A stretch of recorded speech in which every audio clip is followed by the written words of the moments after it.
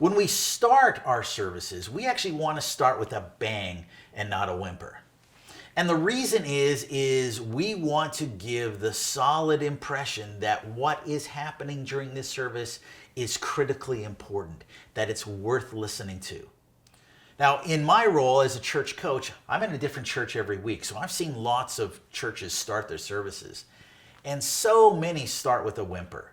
So the service starts, and often late, with a, excuse me, if I can get people's attention, can we get people to come in from the lobby now? We'd like to start.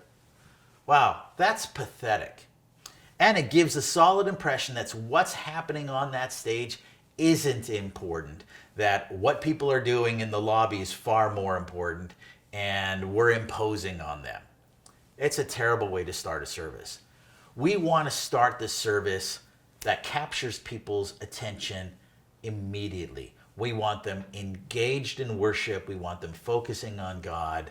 We want to capture that.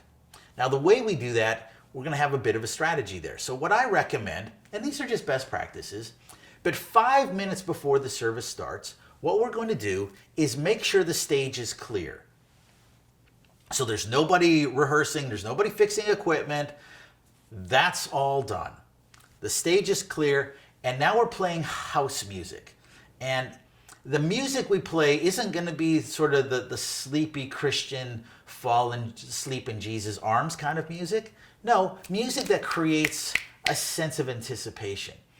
So very often sort of what I'd say sort of a moderate electronic dance kind of music, something that's got a bit of a vibe that gives this emotional impression that, hey, something exciting is about to happen here.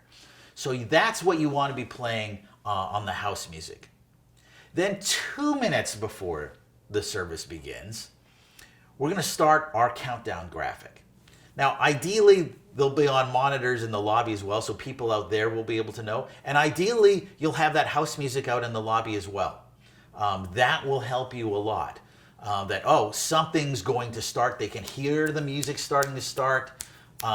They can see the countdown. Oh, it's going to start in 2 minutes. And countdowns, we've got this from movies. We've got this from the Apollo moon missions. A countdown means something important is about to happen. It creates that anticipation. Now, at the same time we've got that countdown graphic, 2 minutes before, we're going to slowly increase the volume of that house music over that 2 minute period of time. So at the beginning of that 2 minutes, and the music's already been on for 3 minutes, it's just ambient music. It's still easy and comfortable to talk. But we want to increase the volume of that music so that by the time we get that 2 minute mark, it's actually quite uncomfortable to talk because the music's loud. And what we're doing is we're giving people subtle and gentle persuasion. The time for talking is now over. You need to pay attention to this. So they're going to hear that. And especially if you've got that music in your lobby, everybody's going to know, oh, it's time to focus. And quite frankly, it's going to be difficult to have their conversations that, oh, church is starting. Also at the same time, 2 minutes before, we're going to slowly decrease the house lights. So the lighting in the auditorium is going to start to dim. Now what that is going to do is visually, they're not going to be focusing on their immediate surroundings anymore. It's going to de-emphasize everything around them. It's going to de-emphasize the conversation they're in. So that's just an issue of emphasis. Also at the same time, while we're decreasing those house lights, we're increasing the stage lights. And so while visually now our focus is becoming less and less around my immediate surroundings and more about, oh, something's going to happen on the stage. So when you do all of these combined, it's a subtle effect, but it's a really powerful effect that people's attention are going to naturally focus on that stage. Emotionally, they're going to feel, okay, something exciting is going to happen. And then when you start with that bang, with a high energy song. The first thing that people hear should not be somebody's voice, excuse me, can I get your attention?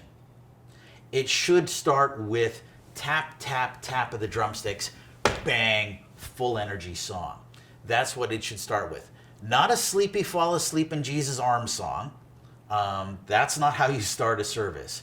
High energy song is what we want people to have. We want to have their full attention, maximum engagement right out of the gate.